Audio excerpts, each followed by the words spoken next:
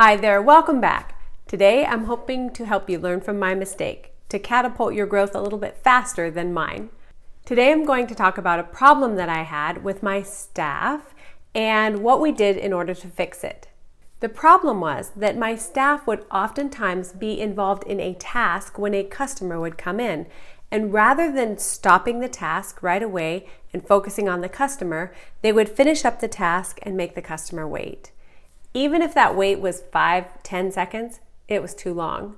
If I was the customer, I wouldn't want to wait while I was checking in. So I tried training, we tried talking about it, we tried problem solving, and yet still I was having a bit of an issue.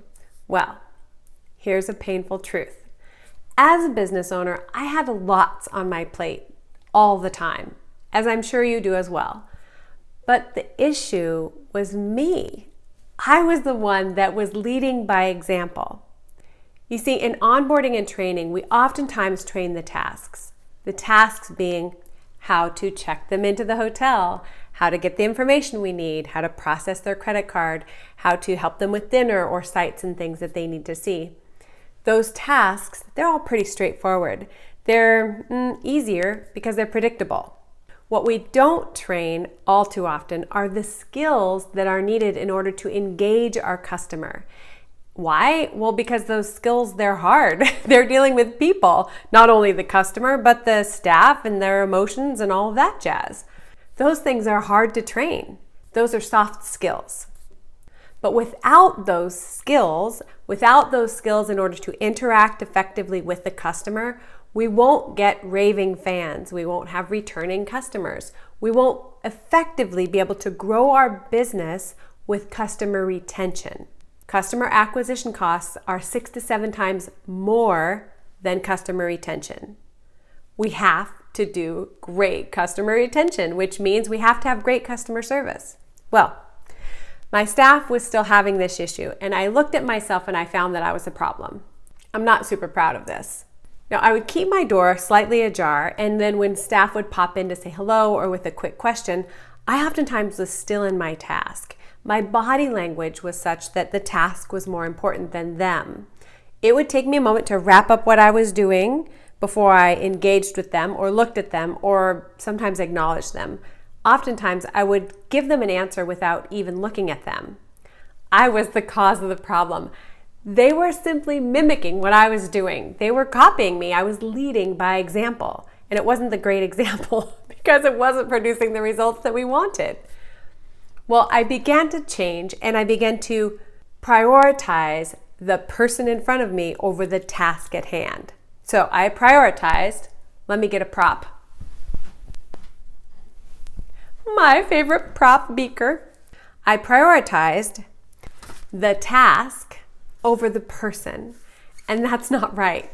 You don't prioritize the task over the people. You have to prioritize the people over the tasks in order to create raving fans and have people that come back again and again and again and again and bring their friends. When I started to prioritize the people instead of the tasks, interesting things happened. And I mean interesting. I outlined some of these things in a blog post to which I will link to below. In order to train ourselves to prioritize the person over the task, we had to practice doing specific things. These things are not easy, but they are simple. In the link below, there's a resource in a blog post. It contains the 7 items that are needed to train in order to train the skills needed to perform the tasks well, the skills that are needed to have a great customer experience. Coincidentally, number 3 on that list that you'll link to below, I started to do this with my staff, and my staff in turn started to do this with my customers. First, it was eye contact, simply eye contact, and then a smile. That means a lot, giving somebody a smile, and then a greeting. If it was just us, it was a casual hello or good morning, good afternoon, or good evening. If it was with a customer, it was more specific, and it laid a path to helping them. I started to do this with my staff, and my staff started to do this with our customers. As a result, our customers started to become raving fans. One of our customers had a 2-hour drive to get to our hotel, and within the first 3 years, she was there 10 times.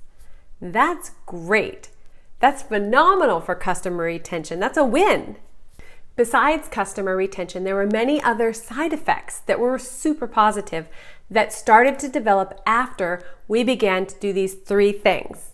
3 things.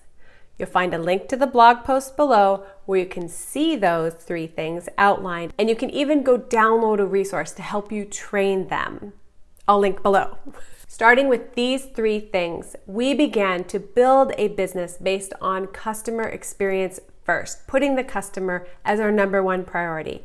And so many great things happened as a result. I hope that you'll learn from my introspection. If you find this video helpful, please definitely give it a thumbs up, comment, share. All of those things are fantastic.